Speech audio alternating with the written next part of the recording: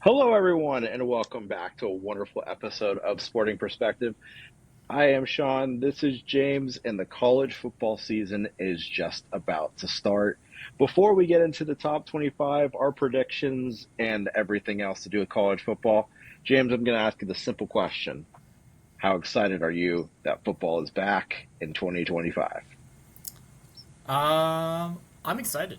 I'm actually a lot more excited than I thought I would be. Especially last year, it was supposed to be Arizona's year for the Big 12, and they took a big poop. So, no, I'm excited. I mean, every year it just seems like football, in and of itself, NFL and college, just continues to grow, which is crazy. So, I'm ready. I'm ready.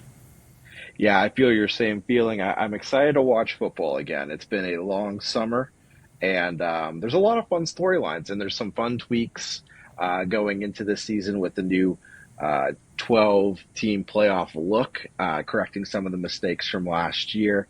And I feel like it's a pretty open field. There's a lot of teams that I feel like can make the tournament, and it opens a lot of doors. So I'm excited to see. Well, the season starts with the AP poll coming out. Top 25 was released, and I know you have some thoughts about the top 25. I'm gonna just pass it on to you and give you the platform of sharing your thoughts with the top 25 going into the 2025 season. Yeah, I mean, the first thing I'm going to say, I personally think a preseason poll is stupid. I very much think that we should let these teams play their non-conference games, and then we kind of figure out, okay, yes, Texas is the number one team in the country. They blew out well, they're probably not going to blow out Ohio State in week one, but they won all three of their games handedly. They beat Ohio State. Yeah, we'll give them the number one ranking. But to just give out preseason rankings like this, especially with the amount of transfers and turnover from players to the NFL year over year, it's like some of these teams are brand new. I mean, you have some teams like the Penn States who return both their running backs or quarterback, and obviously those are two big positions. But I don't know. It just seems I'm looking at it right now, and it's like Notre Dame is six, and we know Notre Dame lost their quarterback. They have potentially a freshman starting, so it's just hard to say that they're the sixth team in the country. And maybe I'll be proven wrong, and obviously these rankings will change. They don't mean anything right this second, um, but yeah, right off the bat though, I mean, Ohio State 3 is interesting. They're coming off a national championship. A lot of people think they should be the number one team in the country just because they won a national championship. Um, who else? Tennessee's interesting for me just because they lost their potential Heisman quarterback and Nico. I'm not even going to pronounce his last name. To UCLA. Boise State's 25, and they're missing Genty. So yeah, I don't know. It'll be interesting. And like I said, it really doesn't matter right now. I just think it's kind of stupid. I get why they do it. It's a storyline. It gives people, you know, numbers to look at for week one to see what good matchups you have. But yeah, how about you? Anything coming off the Yeah, bat when you look at the top 25? yeah, I agree with a lot of the things that you said. I mean, that first month, you really don't know who's good, who's not. When the final ranking last year, I think there was 13 teams in the top 25 that weren't even ranked preseason. So, I mean, it really goes to show you that you were really guessing here in the first, before the season even starts. I mean, Florida State's a great example of that last year. I think they were ranked, what, like six, seven to start the season, and they won two games, or whatever it was. It was horrible. But it doesn't mean a lot. It's just really for the clicks, and just kind of like, oh, cool, we have a 1-3 matchup right off of the bat, which is sounds really cool, rather than just saying it's a great matchup at Texas Ohio State, but it will get more viewers just from the aspect of 1 versus 3 storyline. Um, it doesn't mean much though, and there's not much I can really complain about. I can be a little nitpicky, but for the most part, let's see these teams play and give it a month, and then really start paying attention to rankings at that point. Then you can properly rank these teams, in my opinion. Yeah. So, that said, I feel like we should make predictions here a little bit, and let's go conference by conference. Let's see who we have winning that conference, and we'll start with the conference the furthest east. We'll go east to west. Why not? In this weird layout that we have. Um, let's just start with the ACC. Who do you got winning the ACC? I'm taking Miami. I know Clemson is the trendy pick and like the betting favorite, but you have a transfer quarterback like Carson Beck who comes to Miami to follow his girlfriend or one. I mean, he's dating one of the Cavender twins, right? He was, and then they broke up. Oh, well, that's Yeah, awkward. yeah. The other Cavender twin is engaged to Jake Ferguson. Ah, Yeah, Cowboys tight end. Interesting. yeah. Well, anyways, he at the time followed his girlfriend to Miami. She was already there, obviously. Um, but yeah, I'm picking Miami. I just think it's always fun when the U is good. Um, Carson Beck has some big shoes to fill because Cam Ward was absolutely insane. He had a crazy good year. Honestly, it's Miami's offense is what I'm not worried about. It's their defense. They basically just beat up on everyone that they played, but they themselves gave up a ton of points too. So if they can just have any better of a defense, I think they have a good shot to beat Clemson, SMU. I'm trying to think who else is good in that conference. Louisville, Syracuse, Georgia Tech. I guess. I mean, Yeah. compared to the rest of the conferences, I guess they're not as great, but yeah, I'm taking Miami. I'm hoping Carson Beck has kind of a rebound because he wasn't. I wouldn't say for being a Heisman hopeful, he wasn't great to end his Georgia career. Career. Yeah. I'm going to say Clemson. I know it's the safe pick. They're returning a lot of starters. Um, Dabo's going to go back to his ways. I think it really means a lot having a coach that knows how to win in college football. He's obviously won in college football. This is a good team. As I said, returning a lot of guys and very favorable schedule. ACC is not going to be a tough slate for them. I could see Clemson potentially going undefeated. Miami, while I like your pick, I just have a feeling that they're going to lose one or two games somewhere along the way. That will cost them the conference, in my opinion. I don't have too much else to say. I think Clemson gets in, and I have a feeling they may be the only one out of this conference getting into the playoff. But Clemson is my pick. Do you have a sleeper? Yeah, I'm taking Georgia Tech as my sleeper. I like their quarterback, redshirt senior Haynes King. He's fun to play with in college football, Okay. video game. He's fast. He Okay. can somewhat throw, but I know Georgia Tech. I mean, I'm not going to be able to throw around any of these crazy stats, or I can't remember who exactly they won, but I'm pretty sure Georgia Tech. Did they beat Georgia in that They didn't. They crazy didn't. overtime game? They almost beat them. They didn't beat Almost them. beat them. Okay. Yeah, almost. Yeah. But they seem to handle themselves all right. I'm looking at their record right now. They're 5-3 in the conference, finished 7-6, so they made a bowl game. And Mhm. honestly, in college football, if you just have a somewhat solid to above average, and I'm going to give Haynes King more than above average quarterback, you never know what can happen. So, as an Yeah. Arizona fan, I knew that all too well with the years we had Khalil Tate. He was Mhm. supposed to be like, God's gift to the world, and he really didn't do that great when he got put on the Sports Illustrated cover. But having a good quarterback, you know, not that It this is helps. rocket science by any means, but it helps. So, yeah, I'm going to take Georgia Tech as my sleeper team. Whether they win the conference, I don't know if I'd bet on that, but I bet they Mhm. have a couple upsets. Yep. My sleeper team, I don't have them winning the conference by any means at all, but I expect them to be very competitive and I expect them to be a tough play every single week, and that's going to be Stanford. Andrew Luck is now managing that team. They brought in, oh, I forgot his name, Frank Wright. be the head coach, the interim head coach. He brings at least a professional mindset to that program. Stanford's always got very smart, intelligent guys on their team. I just see that being, I mean, they may not be a great team. They're probably going to end somewhere around 6-6, but I think it's going to be a 6-6 that you look at and be like, wow, that was a very tough team to beat each week. So I think they're going to surprise people more than anything else of being a tough out. Last thing I'm going to say, um, just because I feel like it wouldn't be a ACC talk without at least just mentioning North Carolina. Yep. It'd be pretty interesting to see how they look. Just I don't know what kind of players they had transfer in. I don't even know what their team was like. They weren't good last year. I'm pretty sure they were under 500.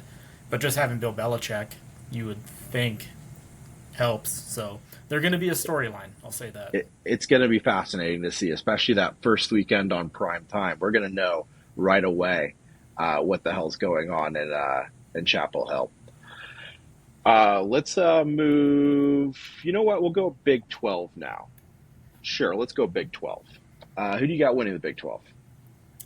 Yeah, it pains me to say this. I've been going deep diving onto all these teams, trying to figure out who's good. Texas Tech seems to be trying to buy their way into wins. They Yep. have been spending a ton of money. Like I said, I did say it pains me to say this. I'm taking ASU. I know they lost Cam Scadaboo, which that's a huge loss. I mean, to lose a Heisman running back like that, kind of a lunch pail type of guy, grinder, doesn't mind getting his head just driven into the ground. He gets right back up. I mean, that's a big loss. They do have Jordan Tyson coming back.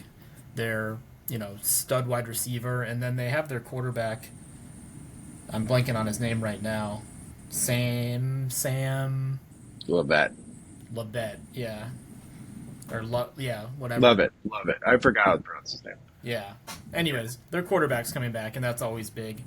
But, they were supposed to be a doormat last year, and they shocked the world. And I think they're honestly just going to get a ton better.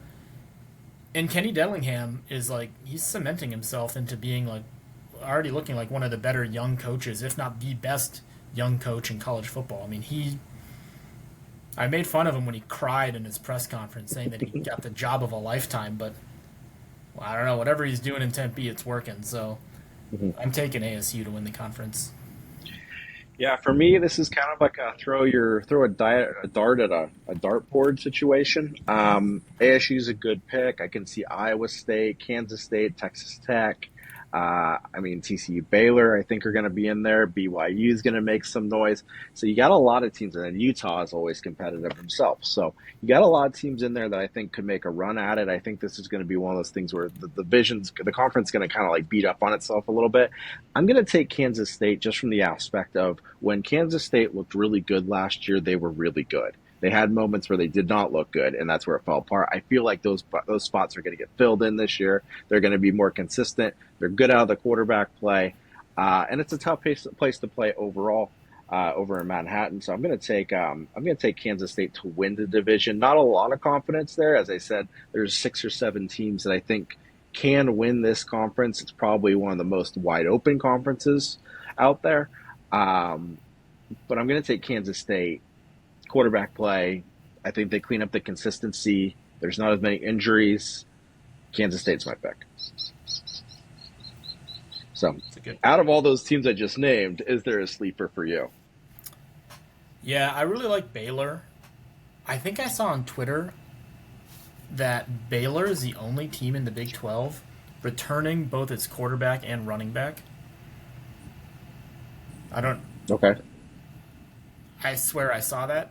Maybe I'm wrong, but they are returning their quarterback and running back. Whether they're the only team, I don't know, but I'm pretty sure I saw that on Twitter. So, to have a veteran quarterback like Sawyer Robertson, they're bringing Bryson Washington, the running back. Again, there's a trend we keep saying. If you bring back your quarterback and your running back and you have 2 good ones, especially in college football, the ground and pound game is much more of a big deal than, in the NFL. NFL, Yep. defenses can like key in on a lot of things and stop and shut down certain things. But in college, it seems like if you have a good quarterback and then you have a good running game, you can kind of be unstoppable. You can get away Yeah. with like just handing it off a shit ton of times per game. So Yeah. I'm taking Baylor as my sleeper team. Yeah. I'm going to go. It's kind of the same thing I did with the last conference. I'm actually going to go with Utah. I don't expect them to win the conference. They may make a dark horse run at it. The reason I say this is I think they're going to bounce back from a disappointing season last year. I think you're going to see a very motivated group.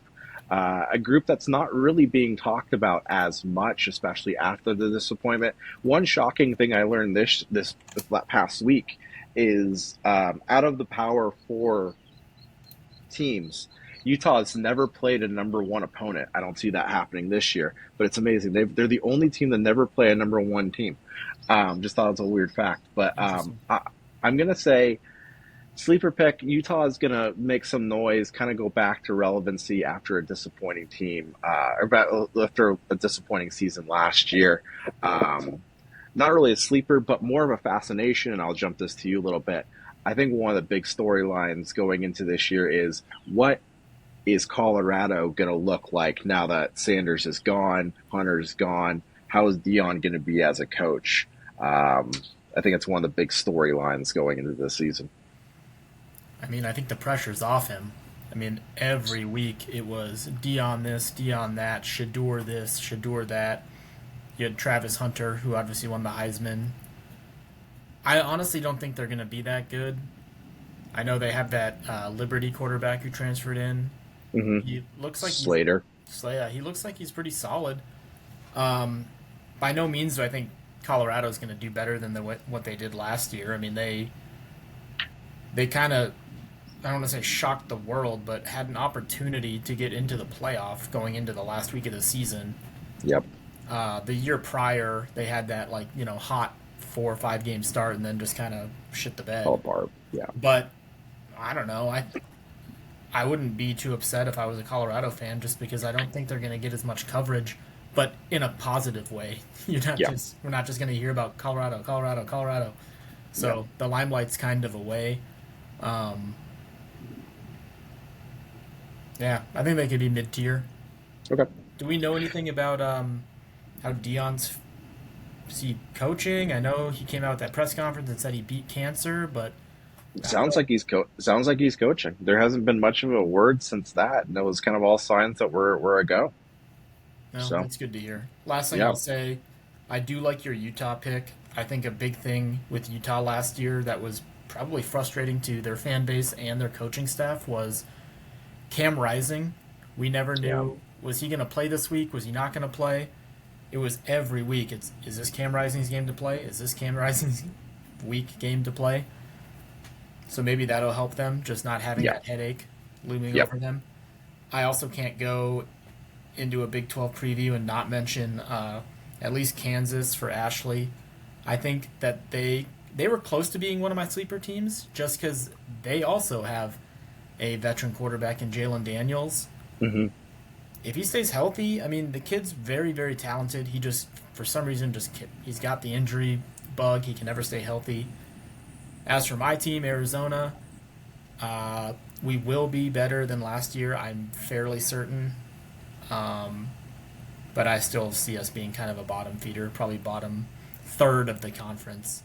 And fun fact Yep. about Arizona: look out for wide receiver Trey Spivey, son of Junior Spivey, World Oh, Series on nice, the Diamondbacks, nice. transferred from Kansas State. Oh, that's cool. All right. Well, let's go now. Let's jump into probably the two more complicated, loaded conferences. We'll start with the SEC. Who do you got out of the SEC? This is going to be a very competitive conference. Like always, there's a lot of teams you could pick here. Yeah, this one's tough, just because, especially last year, it seemed like every team was beating up on each other. I mean, we saw Vanderbilt beat Alabama, which was wild. I am taking kind of a risky pick, and they have I mean, every team it seems like has a tough schedule, but this team has a very very tough schedule. I'm taking LSU. I think Brian Kelly, I mean, he's got to win a national championship at some point. He's got to start proving himself because, I mean, LSU fans are going to start getting frustrated if he's going to go, 5-3, 6-2, 4-4, and not bring home. And you got to at least make the playoffs, like especially as an LSU. So this is kind of a. I don't think he's on the hot seat per se, but I think LSU really needs to make the the playoff if they want to at least start moving in the right direction. Brian Kelly came out and did say that he took over LSU because he wanted to bring him back to prominence. That's why he left Notre Dame. All right, man, prove it. You got Garrett Nussmeier at quarterback, who might honestly be the best quarterback in college football, at least from what we've seen. Depending who you talk to, Arch Manning's out there on Texas, but other than a couple of games, I mean, we don't really know yet. I mean, Garrett Nussmeier at least is proven. So yeah, I'm taking LSU. Yeah, in a conference where I think you can make a pretty good claim to 9 to 10 teams making the playoff, this is a tough one, but I'm probably going to take the safest pick, and that's Texas. I believe I don't believe they are the number one team going into the season. Arch Manning, I believe, is going to meet expectation. There's a lot. I mean, there's a championship pedigree already there. They showed it a little bit in the playoff last year. They've been there back-to-back years, actually. It's a loaded conference, though. I mean, Alabama's great. Florida's going to be good. Tennessee, LSU, Texas A&M. You can go on and on and on. Mississippi will still be good. Oklahoma will be better. So, I mean, it's the very loaded conference, but I'm going to take the safe pick. I'm going to take Texas. We're going to know right off the gate in that Texas-Ohio State. That's going to be a great preview to what's see to come probably in January. But I'll take Texas. It's a safe pick, but you could take 7, 8, 9 teams here and make a fairly good argument for it. Sleeper? Yeah, I'm taking South Carolina as my sleeper. That place is always tough to go into and win.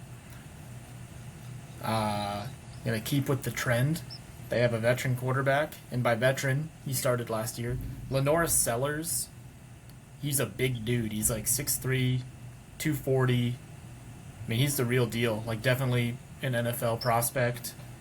And the main reason I'm taking South Carolina and Lenora Sellers is because he wears glasses. So he wears rec specs when he plays quarterback. So that's never seen that. I've never seen that before. A dude wearing glasses.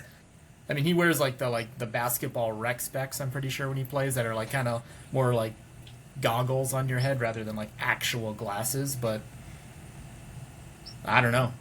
I think that's awesome. So I'm taking South Carolina. Cool. I'm actually going to take Texas A&M, and the reason I'm taking Texas A&M is for an SEC schedule, it's favorable. They miss Georgia, they miss Alabama, they miss Oklahoma. So it's a pretty favorable schedule. They get to play, if I have this right, you have to play South Carolina at home. They have to go to LSU. That's tough. But they get Florida at home. And then they get Notre Dame, which week could be either way. Notre Dame at Notre Dame, so that's a little tough. But for an SEC schedule, it's pretty favorable, and they could go 9-3, and 9-3 might get you that 12th spot. So I'm going to go Texas A&M. I think they make some noise, but Texas A&M, it could be a massive disappointment pretty quick. So, but I see them. They could be that could be a surprise team that makes noise going into November, December. And Kyle Fields a tough place to play. Yep, not easy. Let's jump over to the Big Ten, where our reigning national champion Ohio State Buckeyes sits. So I'm actually not taking Ohio State to win the conference. I'm actually going with someone that I ragged on every podcast last year. I'm taking Penn State. And not because of James Franklin. I still don't like James Franklin.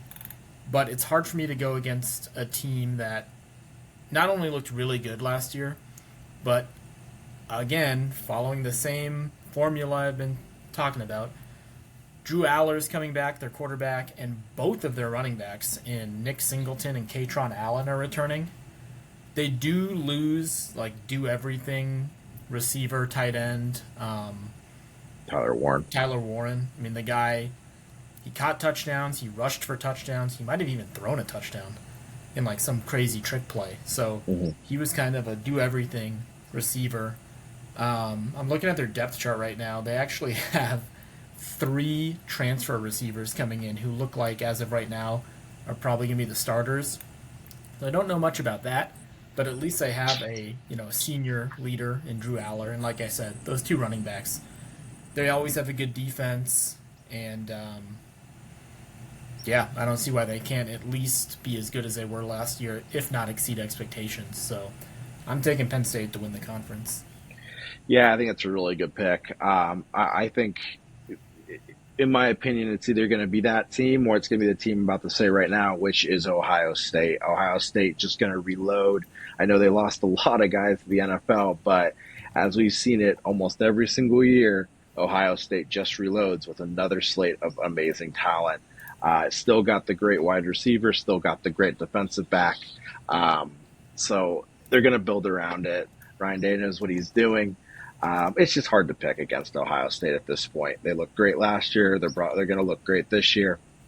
I'll take them to run it back and win the Big Ten. Any sleeper? Yeah, I'm taking Michigan just because I don't think they can do as bad as they did last year. I know it's always tough when you lose a coach like Harbaugh and then have to go into a new year. You lose a lot of you lose not only a lot of recruits, but guys transfer out. Well, the big reason I'm taking Michigan as a sleeper team and to bounce back is they brought in an Alabama 5-star. He was a 5-star high school kid, running back, transferred from Alabama. So, Alabama's arguably, at least in the past 10 to 20 years, I would say kind of running back you. So anytime you can get like a stud running back, I think that's only helpful. I'm looking him up right now just because I'm going to give a name. Justice Haynes, transfer. Okay. He's a junior. So keep that name on your mind.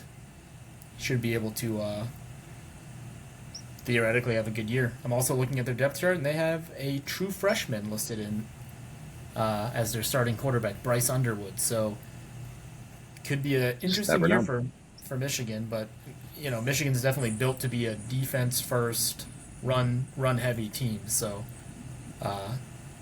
there is a reason why they brought in Justice Haynes from Alabama. I'll give you 2 really quick. My first one's USC. Reason I say USC is very favorable schedule. Their 2 hardest games, so I actually think they'll lose, but I think they'll win out. I think they go 10-2. They lose their 2 hardest games, I think. Going to Oregon, I think they lose that, and then they have to play Notre Dame. I think they probably lose that.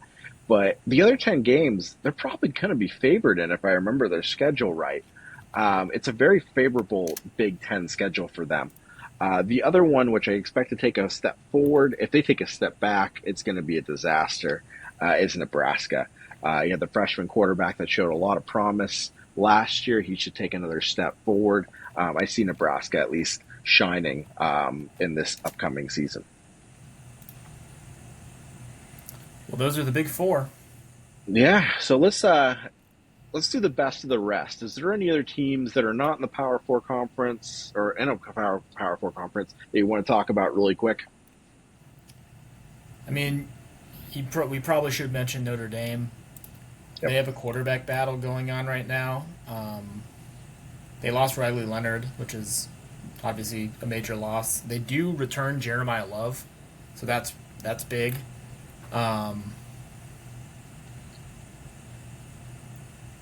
Yeah, I'm trying to think what other teams. Navy, I know Navy and Army were really good last year. The Navy quarterback, give me a second. Was it I'll just say a couple of teams really quick while you're looking that okay? up. Blake Teams to Horvath. look at. Oh, cool. Yeah. And then teams to look So out for. I'll I'll just just say chime in really Navy real quick. fast. So Oh, okay, Blake go for it. Horvath, keep an eye on Navy. Sean, go ahead. Yeah, just a couple, just the name really quick. James Madison, they could make some noise this year. I'm not going to go too deep into it, but James Madison, Liberty could be interesting. These are teams that, could go 11 and, whoa, birds, 11 and 1, 12 and 0, may sneak into that spot. And then Boise State, even though they've lost Shenty, they're always good. We'll see what they do. So just a couple names. I'll pass it back over to you. No, that was all I had. I was just going to mention Navy that Blake Horvath was at one point Heisman hopeful, um, but anytime a military school does well, it's always fun to see Yep, them exceed or succeed. I should say not exceed, yep, succeed. But yeah, that's really all I have. I mean, my top yep, player to watch that I had written down was Jeremiah Love at Notre Dame. So I mean, he's definitely going to be, yep. another potential Heisman dude, depending on the season he has at Notre Dame. So uh, they are definitely a team I think will make the the playoff. I'm not sure about any other. I know you Yeah, mentioned a couple, but it's going to be tough. You have to yep, almost win out. yep. Um, that said, who's your national champion? Man, that's it. Always seems like it's a little tougher when you have a 12 team playoff. Now I know this is only going to be year two, but when you have four teams theoretically that you like, and in the BCS and even the four-team playoff, it just seems so much easier. Um, I'm going with Penn State just because I think that the two running backs, if you lose one, you still have an elite running back. Yep. And Drew Aller, I think, is a really good quarterback. And Penn State, even though I'm very much an anti James Franklin, he is a good coach. I know I had a stat last year on one of the podcasts about how in big games he always seems to lose, but yeah, they just have too much returning that I think that they're going to be the team to beat. I'm going to go just rapid fire really quick here. Texas, no reason. They're the number one team going into the season. Manning's going to be good. I think they get over the hump. I'll take Texas. That will probably change very quickly into the season, but Texas is who I'm taking. Um, yeah. Um, one quick thing before we pass it over to you. I know you have a game you want to play, but one quick thing, a quick note. Actually, two things. Sorry, I forgot one more thing. I'll lead into the other one. College game day. This Lee Corso will have his last show. Just kind of wanted to give you a second to be like, hey, college game day, awesome. But he really elevated that show to a different level in an era where ESPN kind of now sucks. I just kind of want to pass it on to you. Lee Corso, his praise. Is there going to be anyone to ever take his spot? I hope not. I hope that that's a segment that they kind of retire with him. I mean, I don't even know who else would do it. I mean, I could see Pat McAfee doing it because he's pretty eccentric, and he would love. I mean, he loves to, get the crowd all riled up. I just hope that they kind of leave the mascot head picking as like a Lee Corso thing, and maybe try to start something new, like a different way of. I don't even have any ideas. I don't want to put myself on the spot, but yeah, I hope that they just kind of let Lee, leave that to him and have him fade off. I mean, we already saw the kind of transition last year. He wasn't around as much. Yeah. He popped in here and there, did his head picks, but they're definitely transitioning to, you can tell, making Pat McAfee a big part of that show to go along with Reese and Herb Street. Herb Street, and I mean Saban's on there now. I'm blanking on the what's the Michigan cornerback? Oh, Desmond Howard. Desmond Howard. Yep. But yeah, it's really honestly, it's really the only good thing ESPN has going from a non-live sports. Yeah. I feel like they've really gone downhill when it comes to shows and even Yeah. Sports Center. Sports Center is not what it used to be. It's Yeah. so many headlines, and they treat it almost like a news broadcast, which I get it is, but I want highlights too. Like when I want to go to Sports Center, I want to see highlights of games. I don't want to join, you know, they start the show and it's like, all right, we're gonna show you the highlights of the Georgia Alabama game. We're gonna hop right into the fourth quarter, and it's like, well, what about some of the big plays that happened in quarters 1 through 3? So Yeah. I don't know. Yeah. Lee Corso is going to be one of those. He really changed college football in a way, through his antics and his wonderful showmanship.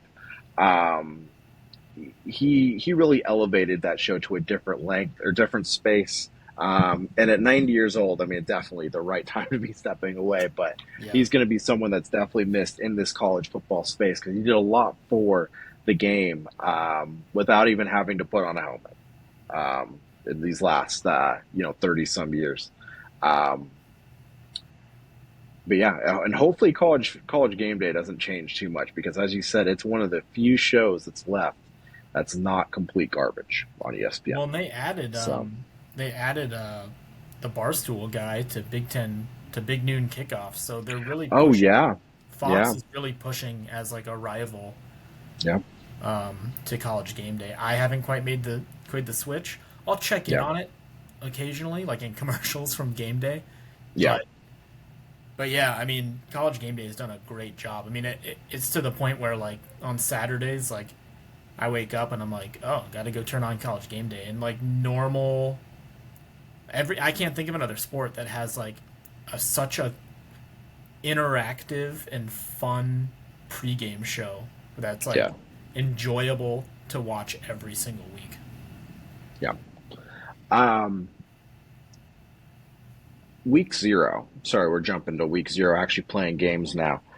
We got 5 games this week, this year. I want to start with.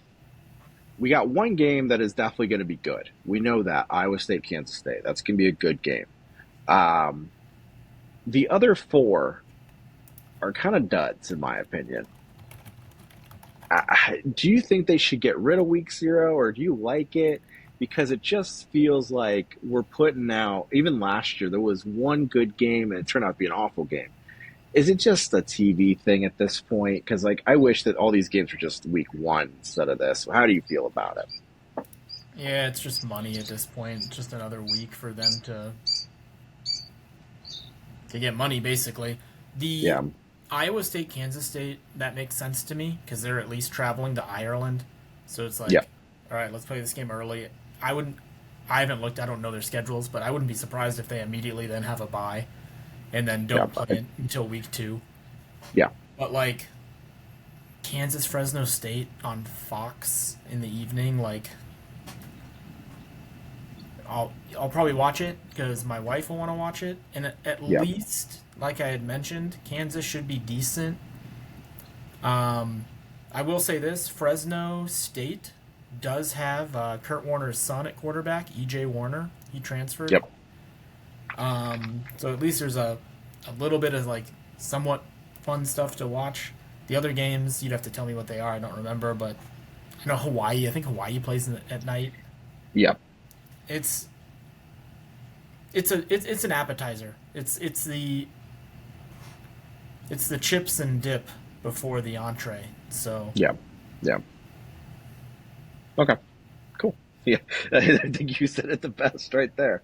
Um, yeah, I don't think I have too much more to cover for college football at this point. I know you have a game you want to play, so I'll pass it on to you. yeah, first thing I'll say before the game, ESPN or Disney, I should say, did buy NFL Red Zone, so that'll be interesting for the NFL season.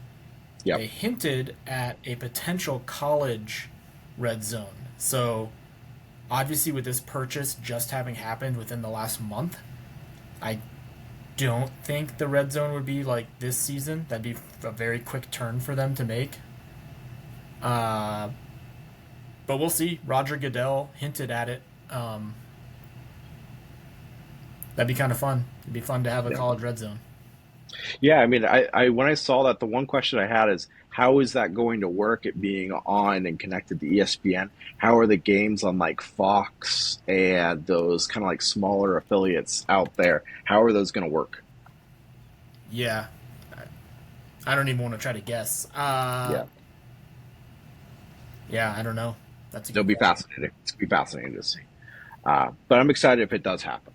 So All right, I figured we could just end on a fun little game. It's tied to college football, obviously, since this is the podcast we're doing.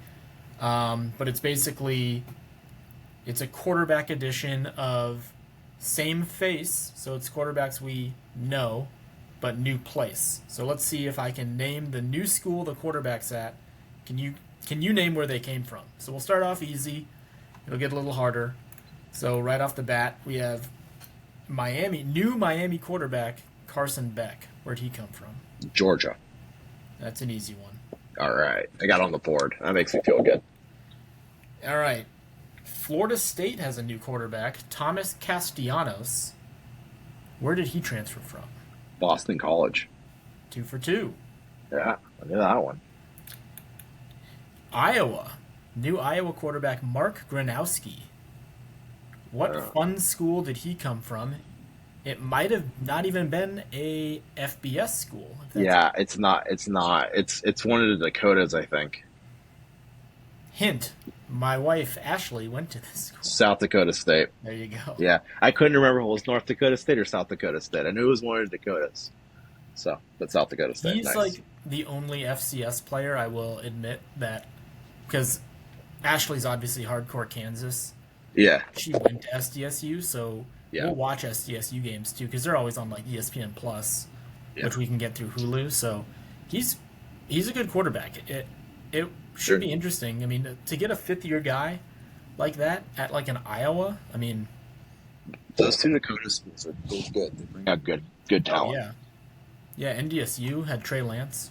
Yeah. All right, here's an easy one. UCLA quarterback Nico Iam.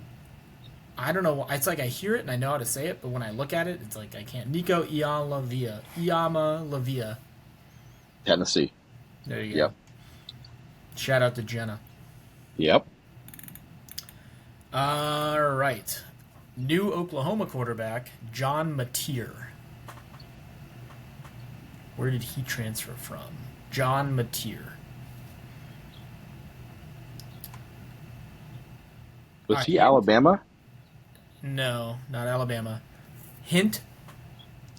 This school is in the Northwest. Is it Oregon State? Closer. Oregon? Not Oregon. Washington? I was going to Washington say State. Washington State. I was going to say the Yeah. only other school in the same conference has Oregon State. Damn it. So, yeah, Washington new State. Oklahoma quarterback John Mateer. He's transferred from Washington State. Okay. Indiana has a new quarterback, Fernando Mendoza. Where did Oh, he? he's Cal. Cal. There you go. Just a couple left. It's just like 10. Duke has a new quarterback, Darian Mensah. Where did he transfer from? I don't even remember that name. Let's see. How can I help you with this one? Mensah? Darian Mensah. It's a smaller school, but I would consider them a football school. They're definitely a football school. They're from the South. Notable alumni, Matt Forte. Duke quarterback Darian Mensah. Tulane? Tulane. Huh. No wonder I did not watch a lot of Tulane football. All right, 3 left. Louisville has a new quarterback, Miller Moss. That's USC. Where did he? It is USC, but this says UCLA. Did he transfer to UCLA? Did he go USC, UCLA, never play? And Oh, then, you know what? I think he did. He did transfer to UCLA for like a minute. I think he was there for like a hot second, and then I think he was UCLA. He was USC, but I think he like went to UCLA for like a month, and then he transferred out. Well, right So when you said that, I looked at this and I was like, wait, Miller Moss went to USC. yeah, he went to USC. He's So USC. I think he did jump though for a moment, but I'm he just never trying. played a game. I don't think he ever played a game. No, he played 4 years at USC. So Yeah, that's kind of misleading. that's misleading. I don't like that. I'll take the point of New. USC on that one. Yeah, that's USC, not UCLA. All right, two left. Colorado quarterback Caden Salter. Liberty. I know that one. And last but not least, Houston quarterback Connor Weigman.